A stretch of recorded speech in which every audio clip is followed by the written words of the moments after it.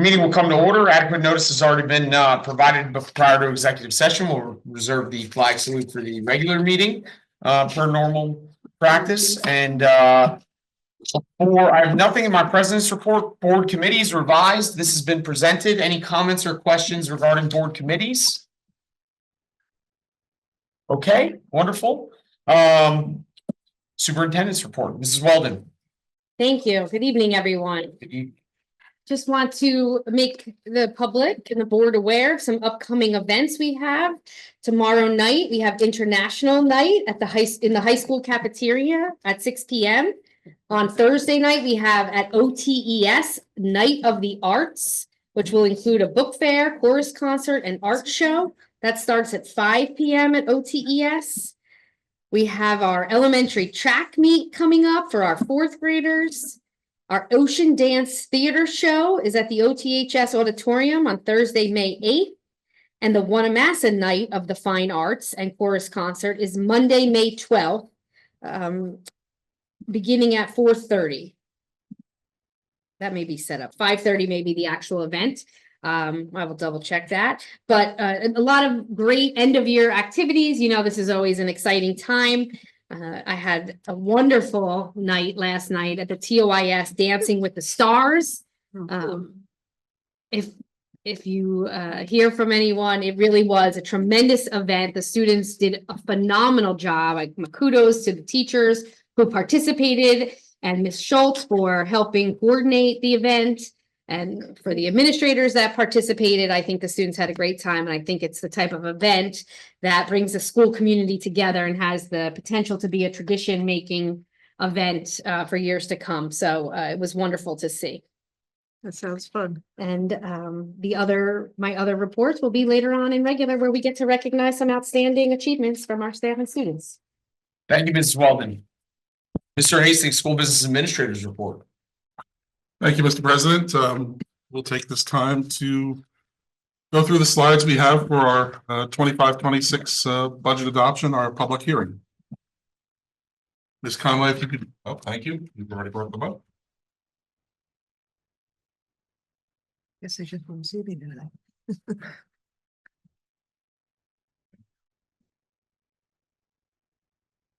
Okay, welcome.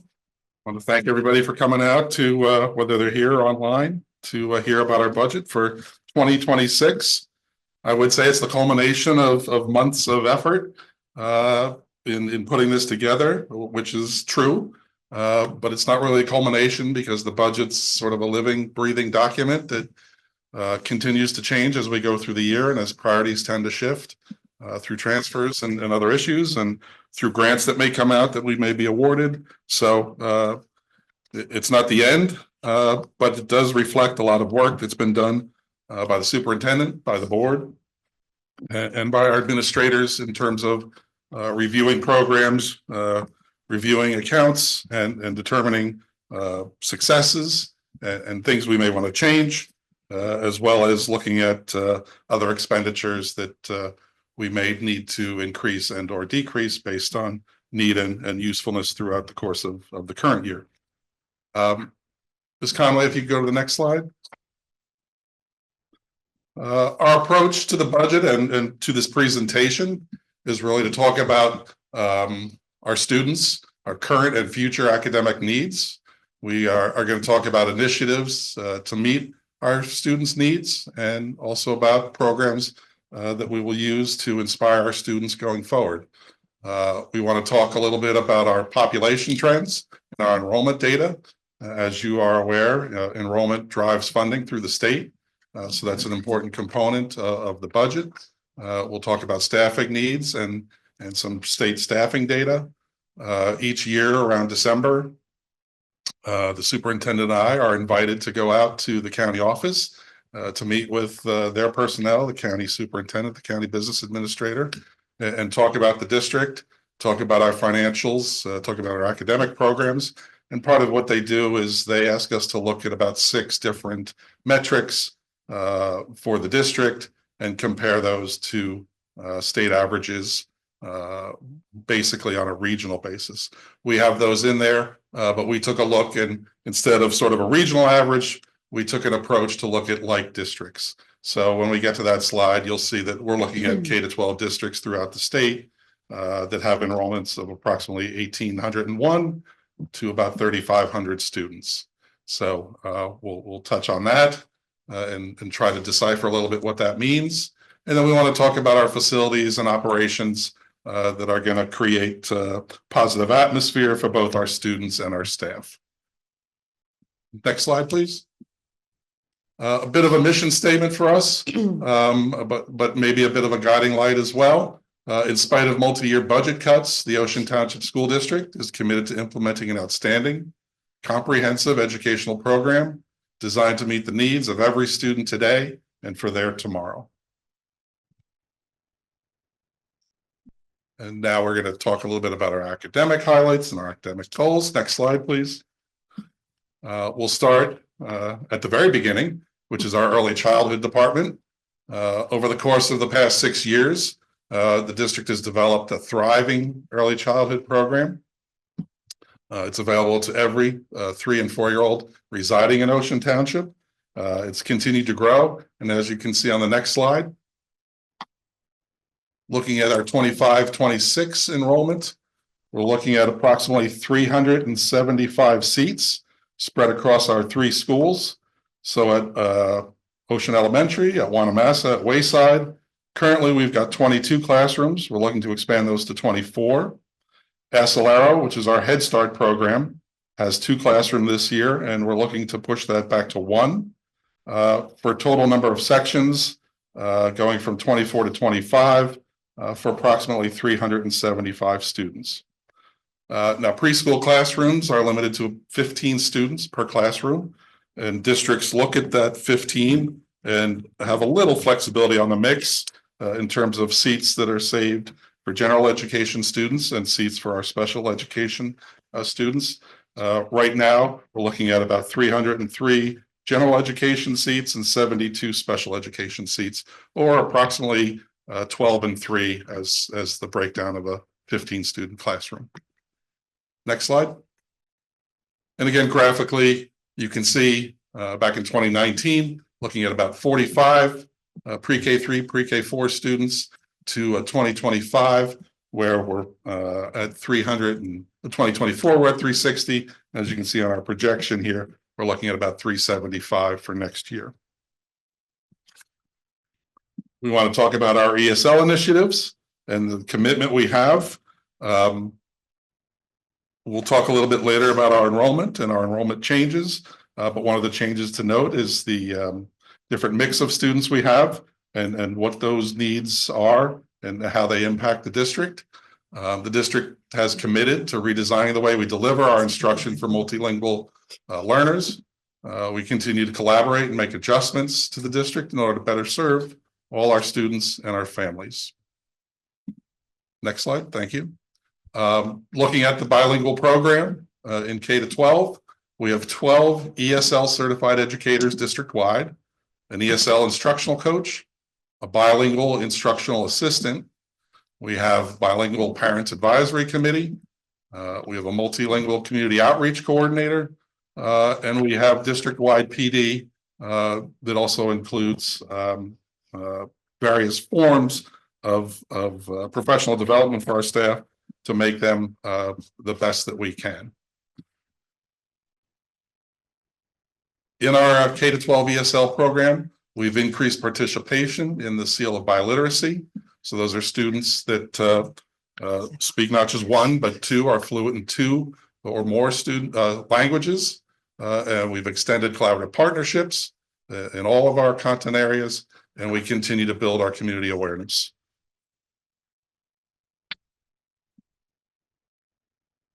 As we move on to our elementary students, as you've heard in the past few meetings, academic initiatives in early literacy and mathematics, which have been highly successful, changing the outcomes for our students. Our Ocean Township teachers and interventionists, our instructional coaches, have all been highly trained in the science of reading and are closing literacy gaps for all of our students.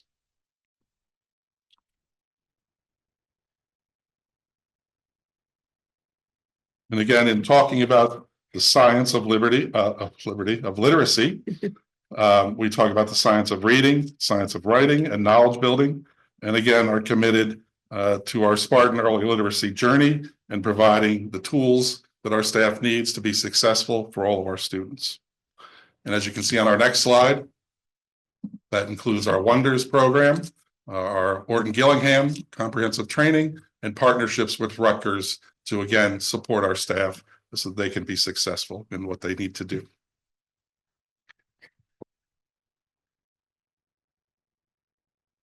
On the secondary level,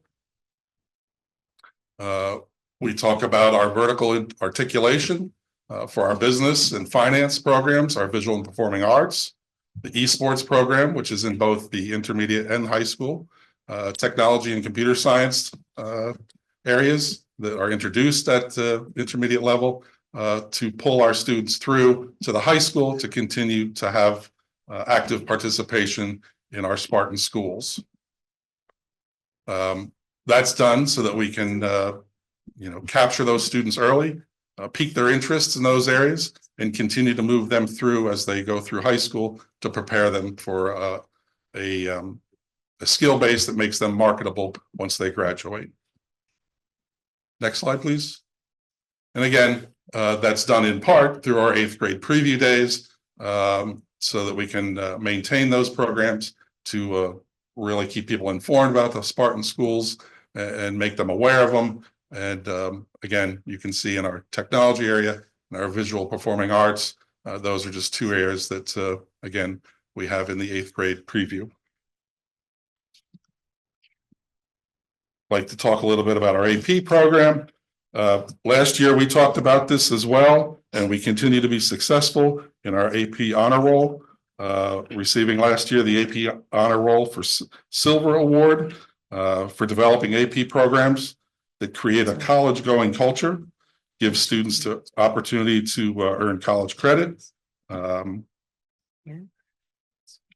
I said, we were honored to receive the 2024 AP Access Award as well for ensuring AP coursework and making it available to all students, no matter their backgrounds.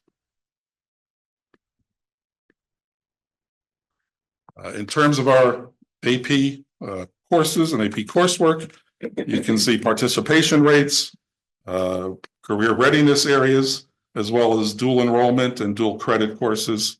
If you look, for example, on the left at our AP enrollment in science, it's increased 35%, in English AP 71%.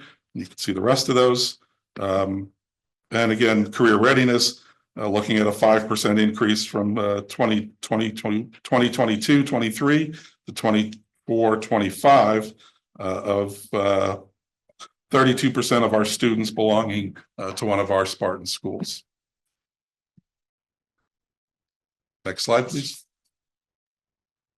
Another area that we've talked about is the high school scheduling. So that's been a project that's been ongoing for quite some time. That's moving away from the block scheduling to the rotate and drop. And again, we had a presentation around December highlighting this change. We've had some delayed openings at the high school to prepare our staff for this new schedule. And it does present a lot of advantages that weren't available to us in the block schedule that we hope to make great use of.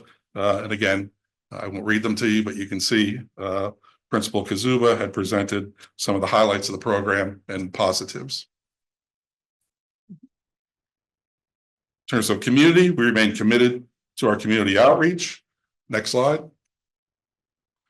I think we should take great pride in being a leader in the state on our cell phone initiative, our Wait Until 8th program, where we encouraged and partnered with parents to limit the use of cell phones in schools.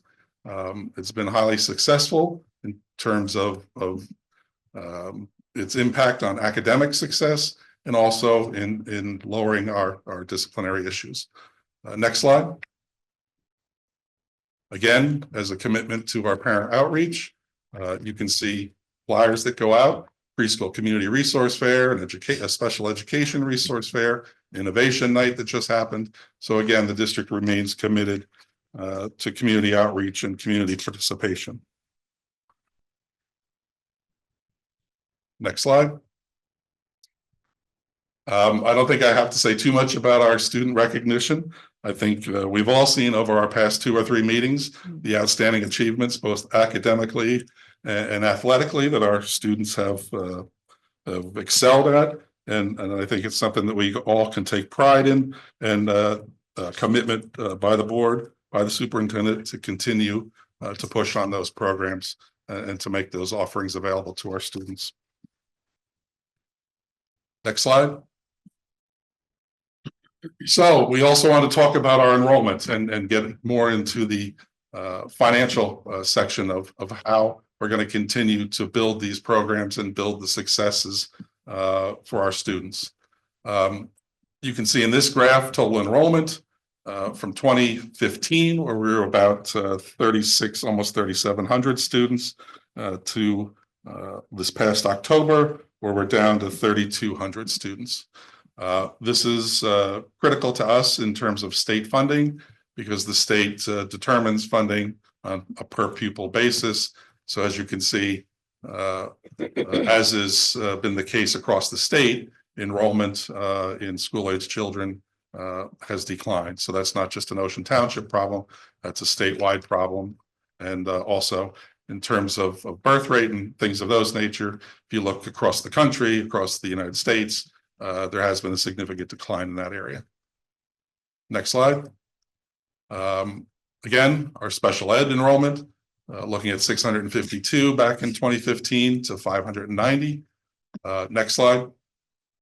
Our multilingual learners, you can see a significant increase there from 170 to 275 as of October. And I understand, while I don't have the exact number for you right now, that's increased again by a significant amount. So that area also continues to grow for us. And the next slide, are economically disadvantaged or sort of free and reduced eligible students. So again, we were looking at 1,000 in 2015, and we're looking at 1,100 here in 2024. And the one thing I think I would note is you can see some moderate increases, or what you might want to call flat charts there, but that's all against a background of a decreasing enrollment. So these categories represent a larger portion of our enrollment and the associated needs, financial needs that go along with providing our services to all of our students. Next slide. So I talked a little bit about the county meetings that the superintendent and I attend each year. And part of that, as I said, is reviewing ratios. So again, the data below is just an extract of a couple of the ratios that we're asked to look at and go out and discuss with the county. So again, these are based on K-12 schools in New Jersey with a population similar to ours. The breakdown for the state is 1,800 to 35. And at 31, obviously we're in that group. There are 74 schools in that group. So if you look at these ratios, the first ratio is number of students to teachers. So here in Ocean Township, we have 9 students per teacher.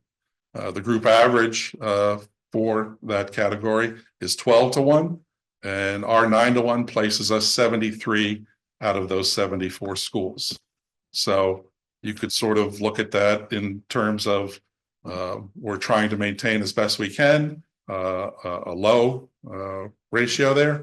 But when we talk to our local representatives, when we talk to the state and the county and state DOE offices about funding, these are some of the things that they point to and say, well, you're asking us to increase your state funding or to allocate more funds to Ocean Township.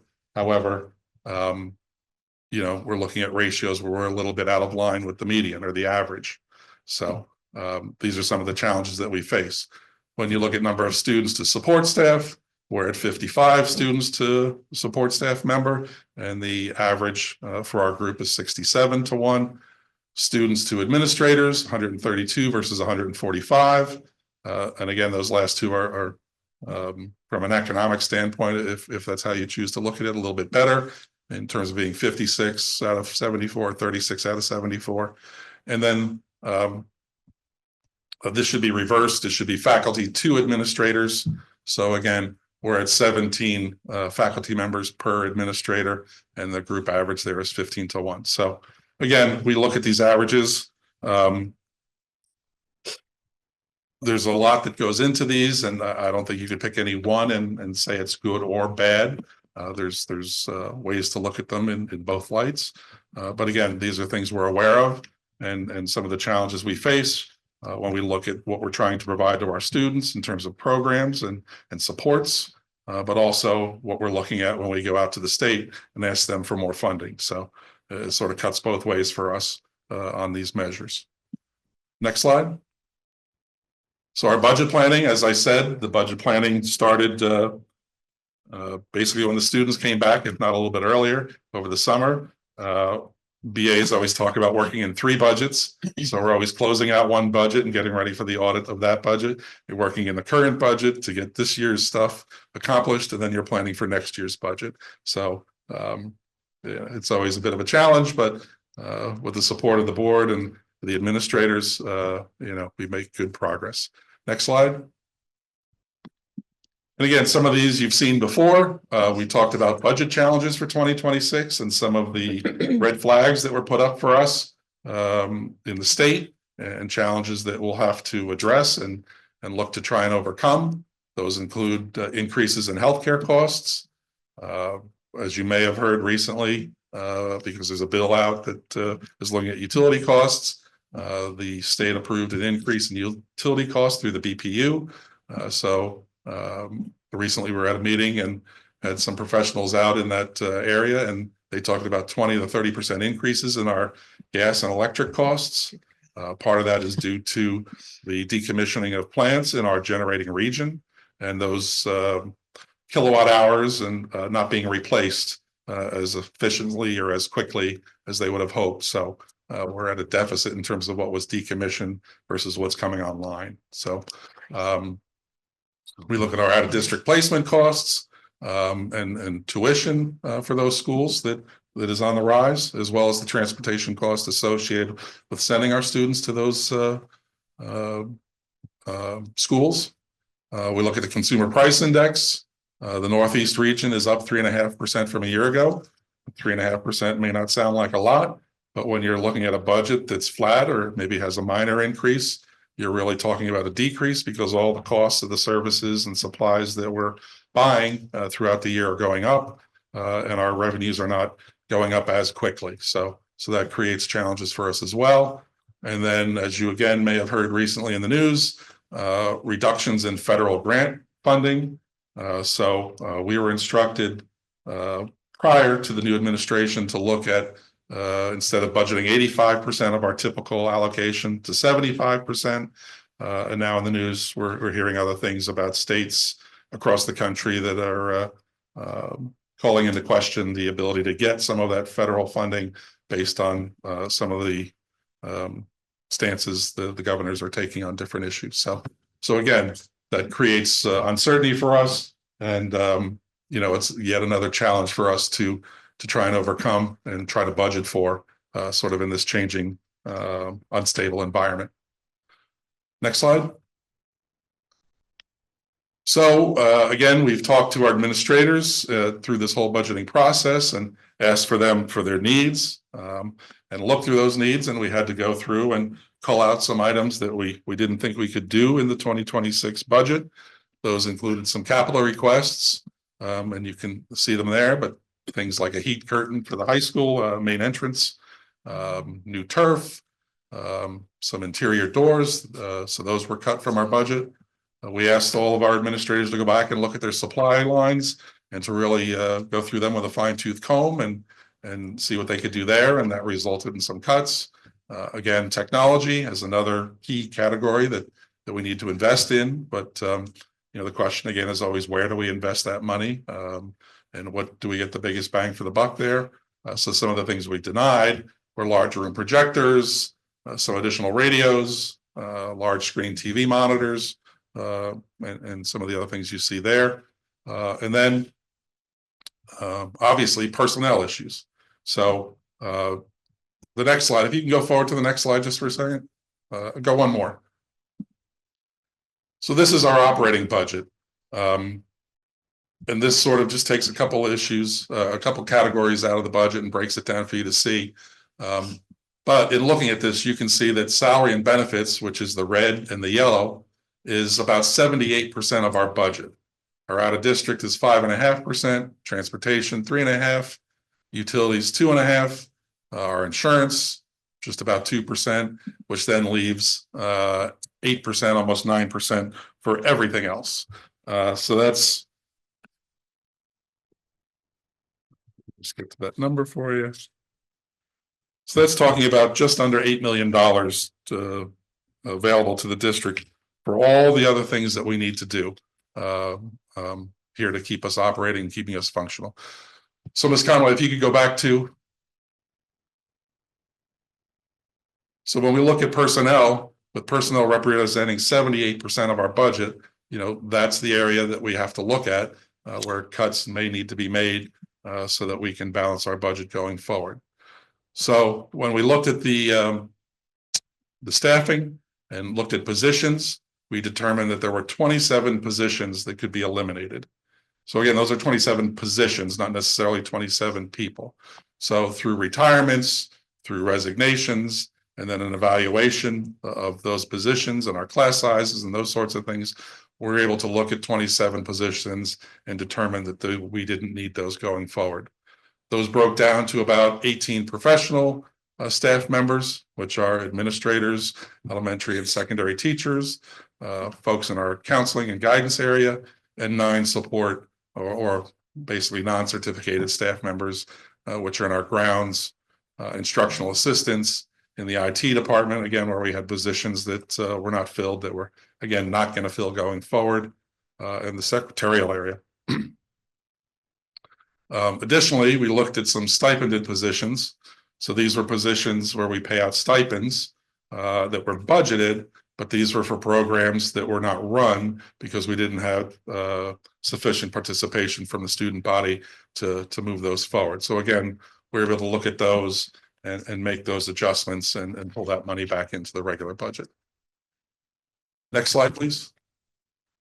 In terms of budget improvements, so it's not all bad news. There is some good news. We are striving to continue to provide top-notch services to our students, give them the best that we can, give our staff the best that we can get for them so that they're able to provide those services to our students.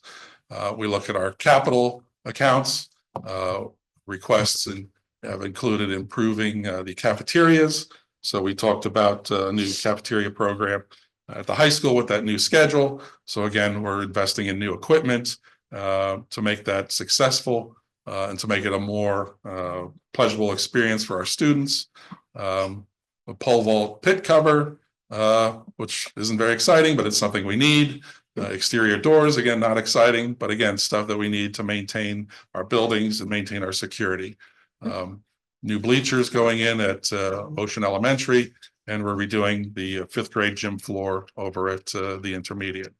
In technology, we really are looking at security and security measures to improve, and I won't really go into those because we don't want folks to necessarily know what those are.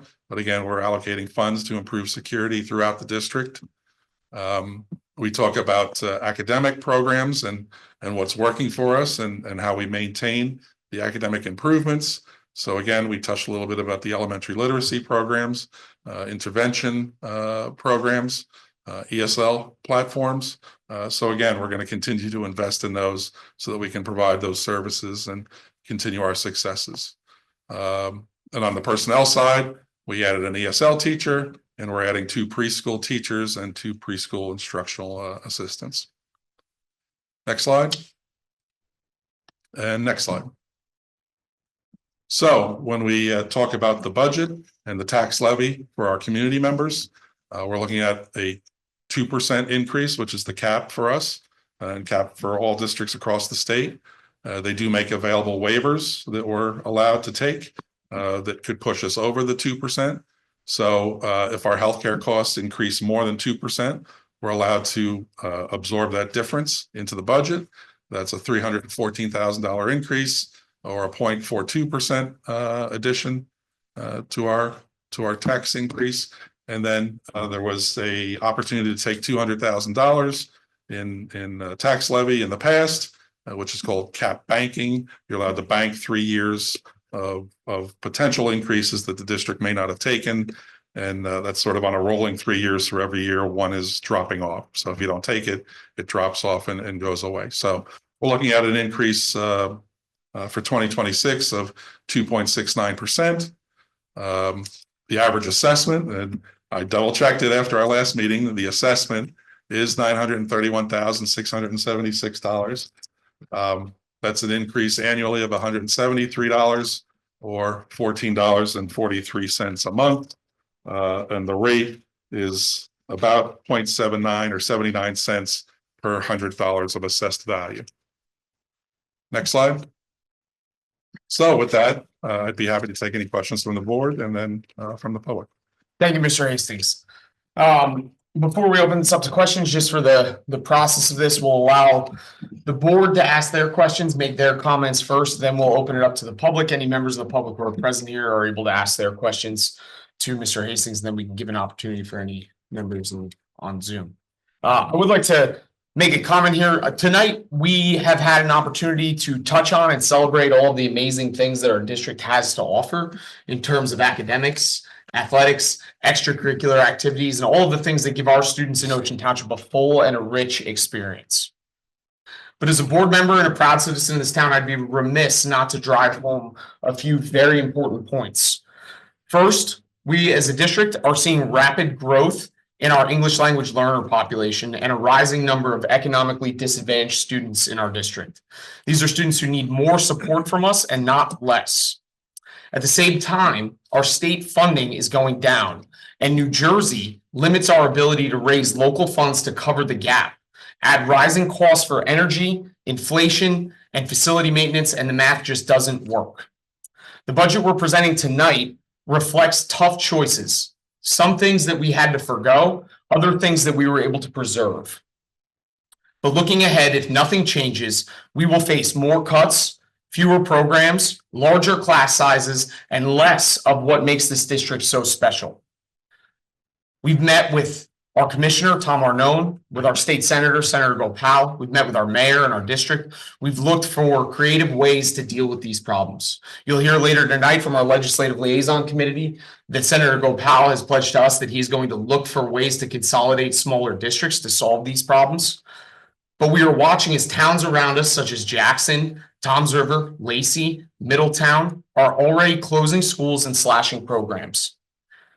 We are in a good position, but we are not immune. So I ask the citizens of this town, anyone who chooses to watch this in the future, anyone who's watching online, anyone who's present here tonight, to discuss this situation with their friends, with their neighbors, to talk to their legislators and their leaders about this, because in the future, we may be forced to make difficult decisions like that.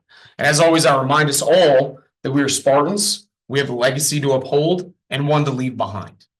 Thank you. Thank you, Mr. Hastings. I'd like to now open it to the board for comments and questions. Mrs. Gilman. Mr. Hastings, can you tell me a little bit about how you arrived at, or how the district arrived at the 9-to-1 student teacher ratio? So got all the students and all the teachers, and it comes to 9-to-1? Right. So this is in it's called the Taxpayer's Guide to Education Spending. So that's a report that's put out by the state.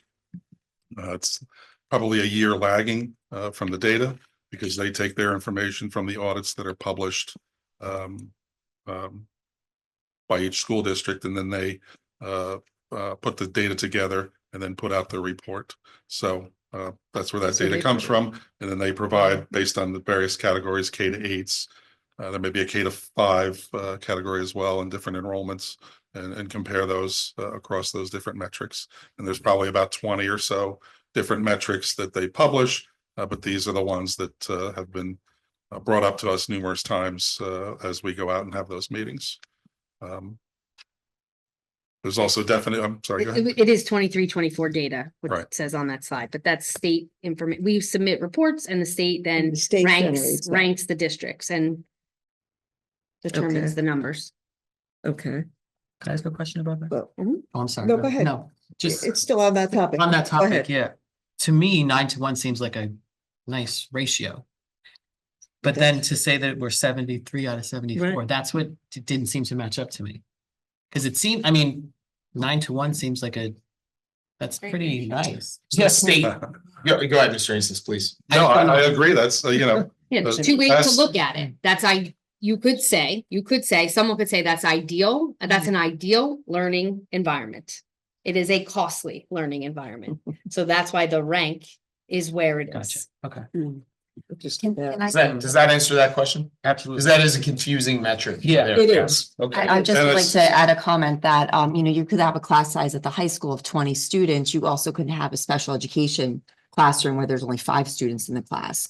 So, and of course, we have a teacher in that classroom, so that also will lend itself to skewing that number a little bit. Right. well, you're right, Stevens. I thought maybe they gathered all the students, all the teachers, divided it up. And yes, of course, there are smaller Yeah. sizes too, but if the state is the one generating the metric, then Thank you. Did you have more questions, Mrs. Gilman? I do, but Please, let's go. Mr. Schneider, please go ahead. go ahead. Thank you for the definition. So we validated that to see if that 9-1 and all the other ratios seem to fit. I know the state calculated it, but yes, that's approximately correct. Again, these are taken from audits that are conducted every year, and we're providing the information to our auditor, who's then putting that together and publishing it. And again, the state is simply taking those reports that are generated by us yeah, and 'cause putting them that- into these metrics. the ratios that jump I would out. also just caution, and you can go to the site, it's on the DOE site. If you go to DOE Finance, you'll see the taxpayer's guide. When you look at the definition sometimes, it's sometimes a lot more complicated in terms of what goes into the ratio. So something as simple as how many teachers, per student. Again, you get involved with different requirements from different class sizes and different types of classes that we're running, and it skews the number one way or the other. But they standardize that across. But that is standardized for everybody, So so. that it jumped out at me as closer aligned to like private school ratios that you would think, not necessarily of a public school. So I didn't know if we had target ratios from a district that we'd like to, manage ourselves to, especially with these impending, budget discussions that Mr. McCarthy outlined. Right, so I would say that we're at 9-1. I believe the average was 12-1. So if you're looking at what the state believes is sort of an average or adequate ratio, that's one place to start. I would think it also, as was previously mentioned, depends on what class you're teaching and what the needs are of that particular class. So if you're looking at a special needs class and what needs to go into that versus maybe just a general algebra 1 class versus, an English, or an AP, it would vary. So. Yeah, and then my last point was that I think all those ratios look like, based on where they're at, they could use some potentially improvement. So I didn't know, like the averages are the averages based on the school selection that we chose Right. versus a targeted approach that And again, I think, basing our budget on. again, this is sort of two ways that was mentioned, from a strictly financial view, you probably want to maximize class sizes as best you can based on the budget that you have. But then, we're not here strictly on financials. We're here to educate children, to provide services to children, to make them successes and successful citizens. So, we want to try and hold that number as best we can to provide those services and provide successes for our students. Understood. Thank you. Of course, Other questions from members of the board? Mrs. Gilman, 1 second. I do. Mrs. Dam, We'll go let ahead. Ms. go on. No, go ahead. Mr. Please. go. Oh, okay. Just, I have one question and one comment. For the 27 positions that were eliminated, were all of those resignations and positions that weren't filled, or were there some that we did have to eliminate the job for? Okay, So we talked about 27 positions yes. that we're eliminating, and those were eliminated through, as I said, and you mentioned retirements, resignations, people just leaving. That only equates to 3 people being impacted directly in terms of job loss. So I think Superintendent did a yeoman's job of working through those numbers and through those class sizes and the concern that was expressed for our staff and trying to do the best that we can to maintain staff where we can really is reflected in those numbers. And we will continue to work through the remainder of the year and through the summer. If other openings become available, then that number can change. It's fluid. That's great. I mean, 3 out of 27 probably was not easy, and we did a good job with that. My comment is, I want to commend you on this presentation.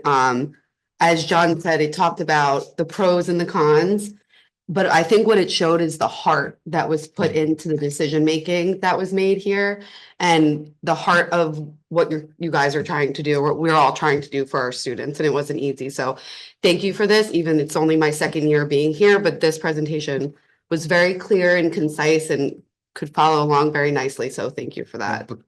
Thank you to the superintendent, thank you to the board for their support, and to our administrators for all the hard work they did. I get to stand up here and present it, but a lot of people behind the scenes that did a lot of hard work to get us to where we are. Mrs. Gilman. Well, my comment was kind of like what Mrs. Dam said. Of course, you see the number 27 and right away you think 27 people are going to be losing their jobs. But I know that you and Ms. Weldon and the administrators worked extremely hard to retain the kind of staff members. And that is just so commendable to me as well. So thank you so much. My other question or comment had to do with the utility rates. Don't we belong to a consortium where we sell things back, unused energy, and I just Yes, so recall that. we participated in a program called ACES, Mhm. which is run through New Jersey school boards. We're required to participate in that program. And if we don't participate in that program, we're required to show how we can generate a greater savings using some alternative method. They go out to bid the commodities for the districts across the state that participate in their program. So really, don't want to get too technical, but two costs. One is the commodity, so the electricity itself or the natural gas itself. And then there's the transportation, so the electric power lines through JCP&L or the gas lines through New Jersey Natural Gas.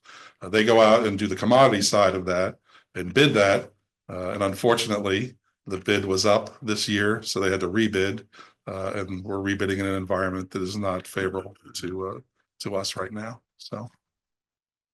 Thank you for that clear explanation. Unfortunately, even personally, we've seen increases in natural gas and electric going up, so. Right, so the news has been out there effective June 1st. Folks will start to see increases in their bills. Great. So.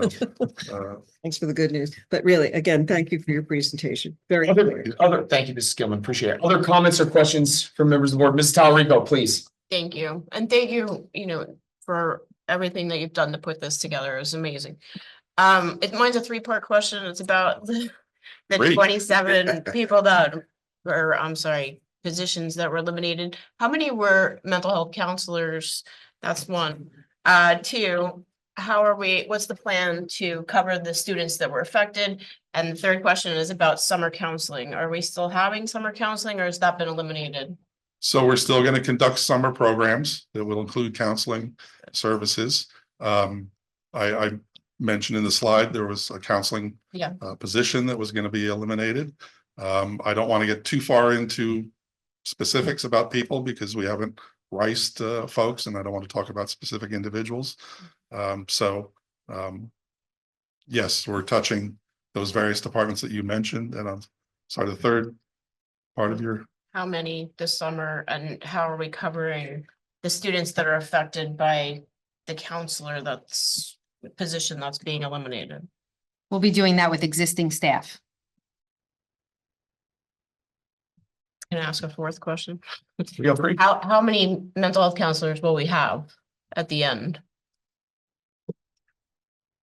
I can't I would have discuss to, that right now. I'd have to review the staff lists to give you an accurate number, but there would be support at every school. Okay. Thank you. Jamie. I just had a comment, watching the news very actively and seeing how so many towns, tax levy increases, 10%, 15%, 30%. I truly commend you, the work of all the administrators. This budget presentation was very thoughtful. And I know the work that it takes to get here. So to have such a limited tax levy increase to our community is huge. So it's commendable. Thank you, Mrs. Stevens. Mr. Schneider. Yeah, I want to thank you, Mr. Hastings, for the budget presentation. It was very informative and highlighted some of the positives that were done. I did have two questions. So related to the challenges that you highlighted, did you already take a look as a roll forward budget with assumed tax implications on the levy to see where our budget may look like in 25, 26 based on some of these increases that you highlighted?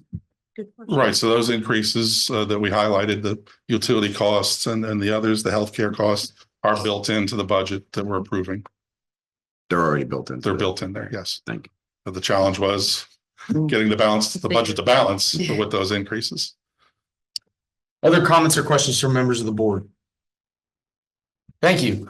All right, so at this point, I would like to open this up to members of the public who are present here in the room. If any of them would like to ask questions, I would like to be clear, these questions are reserved strictly to subject matter in the presentation or pertaining to our budget. If there is anything that the administration cannot answer tonight, they will take down your contact information. They will get back to you at a later date. You will be able to contact them. They will be able to get back to you at a later date regarding those questions, as they may not have all of the data or metrics on hand.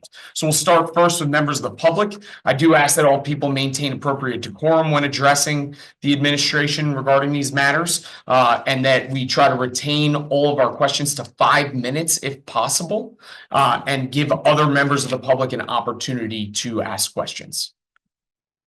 Any members of the public who would like to ask any questions pertaining to this topic? Mrs. Hayes. Sure, it's no shocker. Sorry, I didn't know if you could see me over there in the corner because we're always hidden. Alex Hayes from Oakhurst. So these are just my budget comments and questions. Similar to what Ms. Stevens said, there are some districts in New Jersey that are seeing 30% increases that they're going to have to implement. So that district that I'm talking about, it was 33%. They're calling it like they're falling off a cliff. I don't see that or hear that urgency so bad in this room. It's bad, but you're going to make it work. So I'm trying to rationalize, what are the positives? How can we rationalize that? It's not horrible, but I still have pause that I firmly believe, and we've discussed about this when I was on the school board. There's going to come a day, I think, in the next 5-10 years that you're going to be faced with closing a school, because we just don't have the students. So I still don't think you're planning ahead that far in this budget. So about the number crunching, thank you so much for all the hard work. I know it's never easy. I do feel like the president's stump speech, blaming rising school costs on ESL students and special ed students, and not first mentioning the crazy school formula funding that we have in this state. That is what your opening statement should have been. Instead, you chose to alienate ESL students and special ed students. And unfortunately, I find that insulting. And I wish you had mentioned staff count, salary costs rather. And if you compare other districts, we have a lot of supervisors and administrator salaries here that are a lot higher than in other districts. But we're not going to discuss that, it seems. I'm wondering, how do you possibly, this is one of my questions, those might have been statements, here are questions.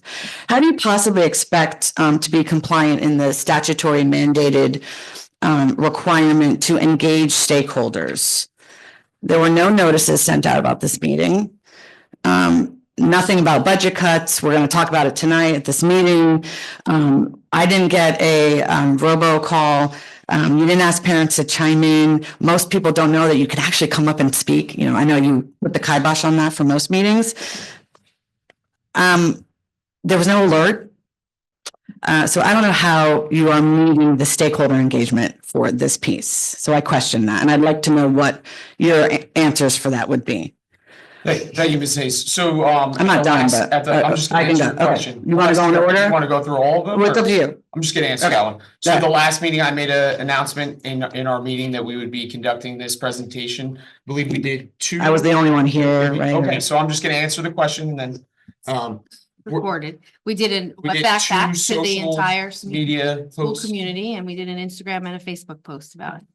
So that's the answer to your question. Those are the But they posts that we also, made. the requirement is that we advertise the budget 5 days prior to this meeting. Mhm. It's not on the main page. It was in the Asbury Park Press on Tuesday. It was in the Coaster on Thursday. And that's the state mandated requirement. You talked about the fiscal cliff, just if I could comment on that. I think when they talk about the fiscal cliff, there's sort of two different areas. One is the 2% cap, 2% levy, tax levy cap that districts talk about, that representatives talk about in terms of what is that increase reflected in terms of a 2% increase in the local levy versus salary increases and other things that are greater than 2%, that 2% funding. So that's part of the fiscal cliff. And then I would say that if you look at some of our surrounding districts, our Abbott districts that were highly funded through the state and the push through S2 to shift now the funding away from the state into the local community. That again is where you have, as you mentioned, 33% increase in the levy and the cliff, where the state is really backed out of funding those districts over the past 6 or 7 years. So that's the cliff that's finally been reached in some of those areas. Okay, I still maintain we're gonna get that to that cliff at some point. I appreciate you responding about the social media efforts. I'd like to know how many people opened the emails that you sent about this. How many followers we have. You know, there's a difference between a robocall about schools closed tomorrow, 3,500 parents are gonna open that or listen to that, but nobody's gonna care about a school board meeting and talking about budget if you don't make it that obvious about what is at stake. We are now at a third economic disadvantaged students, 1,120 kids on your graphic.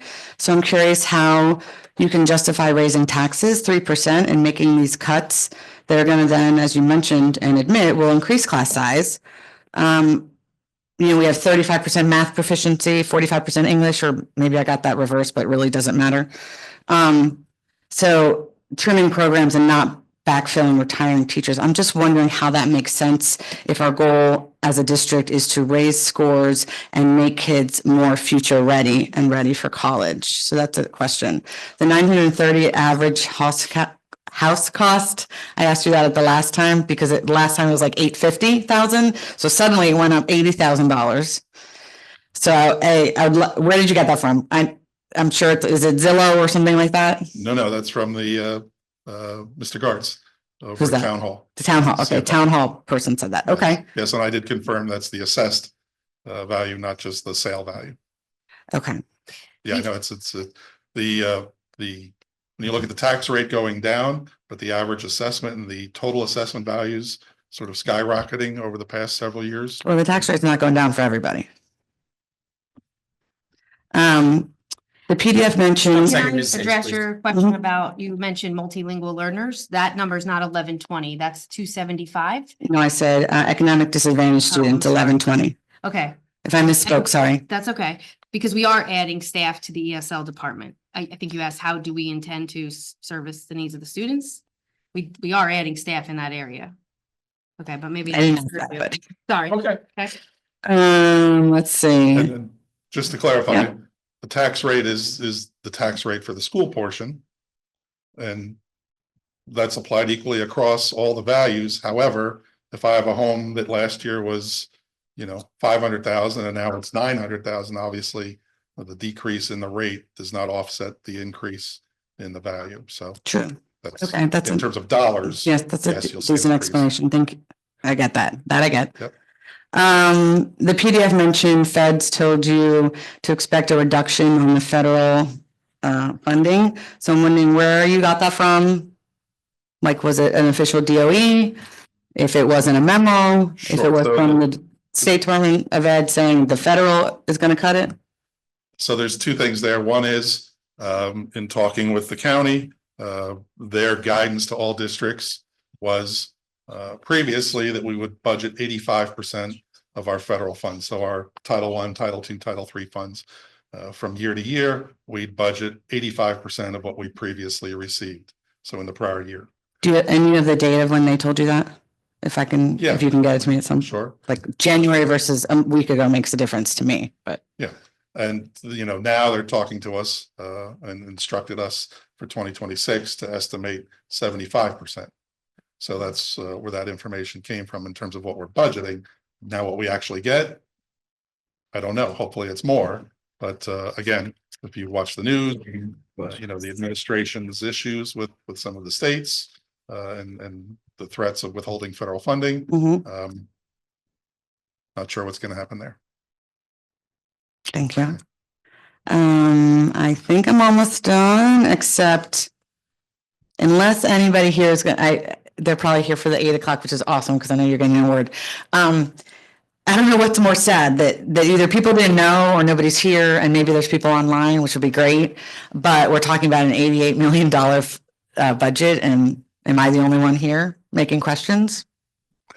In a town of gracious living of 2,800, that's remarkable. My last comment will be, just because the average house cost is $930,000 does not mean that we all can accept a 3% tax raise, $200. A lot of people on this board sit in $1 million homes, but there's a lot of people in our schools that live in apartments in this town.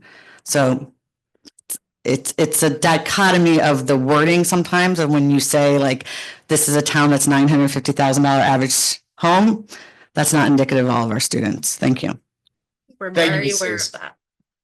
Very aware. Please, I ask that the board members maintain decorum. I understand. Thank you.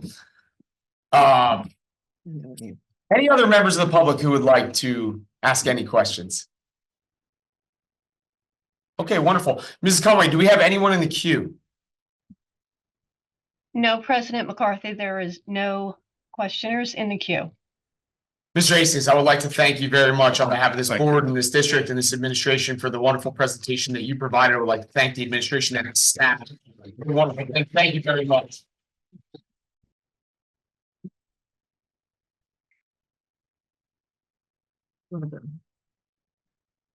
Public comment. Board of Education recognizes the value of public comment on educational issues and the importance of allowing members of the public to express themselves on school matters of community interest. Public comment is not a question and answer session. Specific questions can be directed to the administration.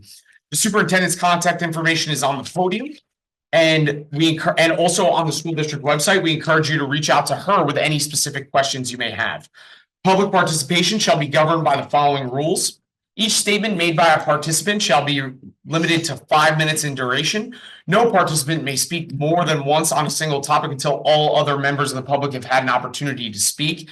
And the presiding officer may request any person to leave the meeting when that person does not observe a reasonable decorum. Would anyone from the public like to comment on any item at this time?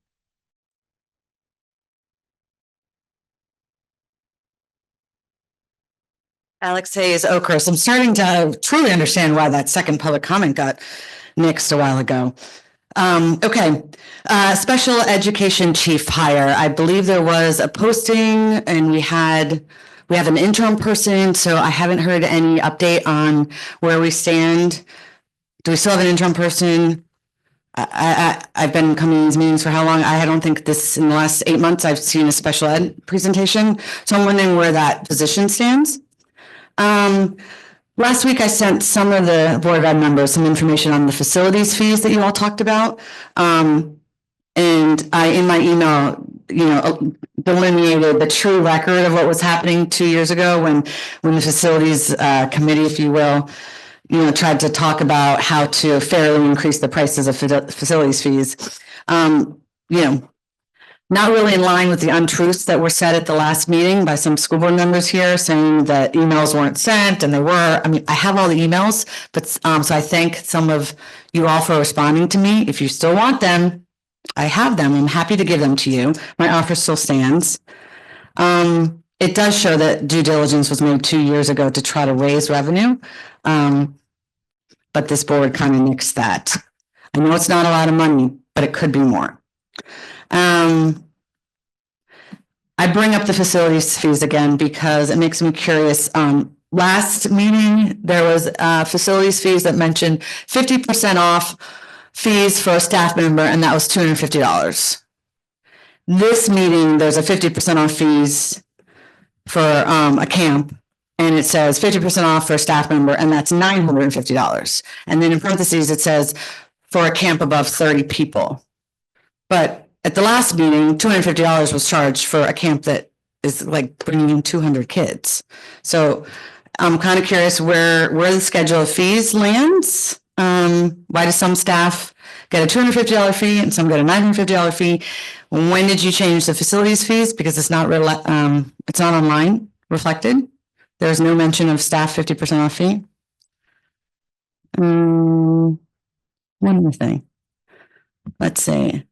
And as the daughter of a physical therapist, an academic PT professor, I'm just curious how we are paying $400 for a physical therapy evaluation that is virtual. I'm often wrong, so I'd love to be entertained how that's going to happen. Speech I might understand, but PT, it's hard to understand how that's virtual in your new, what is it called? You're voting on it today. Thanks. Thank you, Mrs. Hayes. Mr. Dalton, presentation of minutes.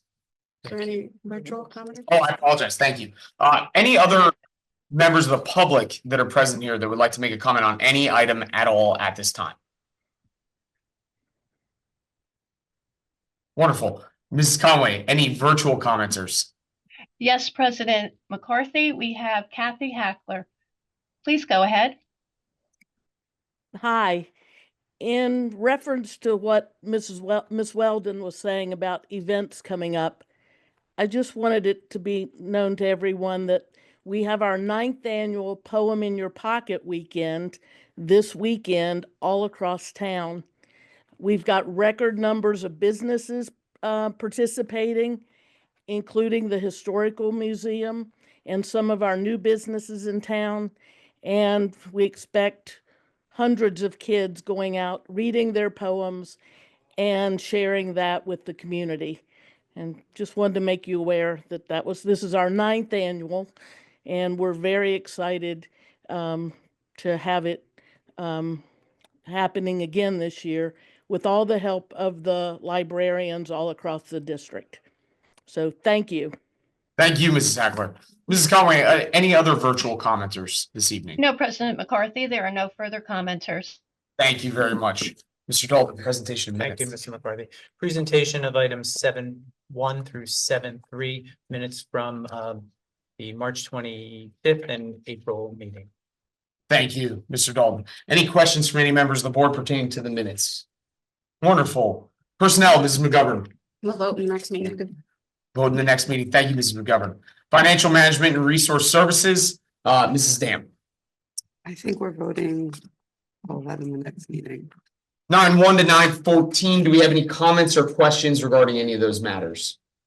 I do have a Ms. question. Talrigo. My question is for 9.4.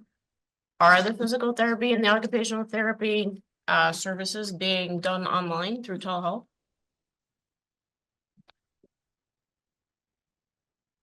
I'm not aware that we're utilizing. I'd have to check with our special services person. It may be there because that's offered, but may not be utilized in our case, but it's I'll check for you.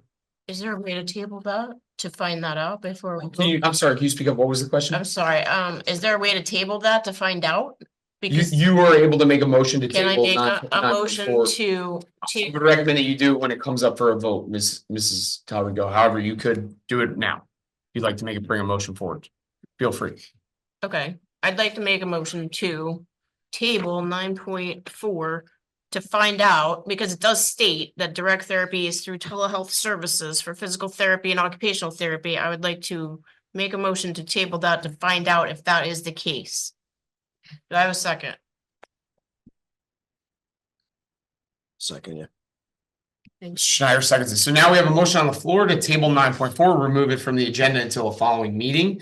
We're going to discuss whether or not we would like to table 9.4 for a future meeting at this point. Before we go to that discussion, I would like to give the administration an opportunity to address the question. Thank you. Often at this time of the year, we are approving agencies should we need to use them so that they are board approved and can be used. So although I do have to verify exactly how this is being used this time, often when we are signing for a year contract, Mr. Hastings, we are setting that up so that should we need it, we have access to use it. Thank We you. do that with nursing agencies. We do that with a number of other agencies at this time of the year. Mr. Dalton. And I just want to clarify, there's a distinction of the per hour for the actual services versus the 400 for the evaluation does not seem to include anything about being done virtually. There's nothing about virtual in the actual evaluation because that was part of a question that had come up. So I just want to clarify that when I go to the actual document, to the attachment, the $400 for the evaluation says nothing about it being virtual. Thank you, Mr. Dalton. Mrs. McGovern. I was just gonna say the same thing. It says includes therapist, clinical assessment, standardized testing procedures, parent interview, and written results. I would also think that our, I'm gonna leave it at that. That's what it says. Any other comments from members of the board for or against tabling 9.4 so that it is not voted on tonight? State that again? Any comments for or against tabling 9.4 so that it is not voted on tonight? So that is the motion on the floor, which we are debating. Right now, you are debating whether or not you are going to vote on 9.4 in our regular session. Mrs. Gilman. Again, I feel like we're tying the hands of our administrators if we were to deny this. This is something that we have done time after time at this time of year. And two board members have just clarified that nothing is being done virtually. So I would say that we have no need to vote on it. So that was a comment in the con saying that you do not wish to table this. Do we have a comment in the pro? Mrs. Talarico, comment in the pro? So for occupational therapy and physical therapy, it's an interactive physical interaction. So I'm just wondering how that can be done via telehealth. And that's why I bring this up to table. If, we found out that the telehealth services for the PT and OT were not the case, I would have no issue here. It's only because PT and OT are physical interactive. It's like chiropractic. Like it's a hard pill to swallow that could be telehealth, even for the evaluation. Thank you, Mrs. Talarico. Any comments in the con? Mr. President, I would ask that maybe we consider discontinuing our comment because I believe when you table a motion, we should go immediately to the vote rather than having discussion. Wonderful. Let's put it to a vote. Please call the roll. This is the table motion 9.4. Mr. Brady, No. Mr. Dalton, I'm sorry, what am I voting? Negative Whether to negative states that you will table not, as a motion point of 9.4. information, a negative says that you do not desire to table the motion, Oh. table the discussion point on the floor. No. That is a no from Mr. Dalton. thank you. Mrs. Dam, No, Mrs. Gilman, No, Mrs. McGovern, no, Mr. Schneider, No, based on the information. Ms. Stevens, No. Ms. Talarico, Yes. Mr. McCarthy. No. Motion Wonderful. to table. Thank you. The motion has been overturned. Any comments or questions regarding financial management and resource services 9.1 to 9.14? I would just like to point out that we're approving the appointment of a vendor to install in-classroom bathrooms in all three of our pre-K, all three of our elementary schools in the pre-K. We're installing 3 in classrooms at Wanamassa, 2 at Wayside, and 1 at Dow. So I think that's terrific, and that'll be done over the summer. Thank you, Mr. Hastings. Yes. Wonderful. Instruction, education, and student activities, Mr. Dalton. Yes, discussion, we already handled 10.1 in executive session. Any discussion on 10.2, 10.3, and 10.4, and we always keep our field trips confidential because we're sending children out to different places. Any other questions, comments on? None? Wonderful. Policy, Mrs. Gilman. Yes, Mr. President, the three policies are up for approval for a second reading, and we will vote on them during our regular session. Thank you, Mrs. Gilman. Do we have any comments or questions on the policies being read? Thank you. Old business. Do we have any old business from any members of the board? I do. Ms. Talarico? It just went by so quickly. So this was a question actually for the preschool facilities expansion. So the money for the toilets is coming from the preschool expansion grant. Is that correct? 40% of the cost will come from the preschool expansion grant. And then we have the following resolution showing a withdrawal from our maintenance, from our capital reserve to pay for the balance. So the total is about $702,000, I believe. And that's just for toilets? That's for building bathrooms into Oh, those for building classrooms. the bath. So not just Okay, toilets per se. thank you. Any other old business from any members of the board? Wonderful. New business. Any new business from any members of the board? Mr. Schneider? I just want to thank the maintenance department. We had a need at the baseball field, and over our spring break, there was some dirt that got delivered thanks to the administration. And then that maintenance crew did one heck of a job on the field, making it really pop. So I really wanted to thank them. Mr. Schneider, thank you very much. I appreciate that. Any other new business from any members of the board? Mrs. McGovern? I just want to embarrass her because she's here, but Caroline Barisella, I don't know why I'm crying. One of those days, it's been a long week, but Caroline Barisella just signed with Franklin and Marshall for field hockey. She's one of our students tonight. I didn't want her to be here and go out and she can be embarrassed, and that's fine. So congratulations, Caroline.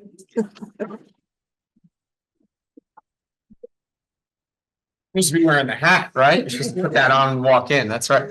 Wonderful. Thank you, Mrs. McGovern. Any other new business from any members of the board? Thank you. Can I have a motion to adjourn? Motion. Do I hear a second? Second.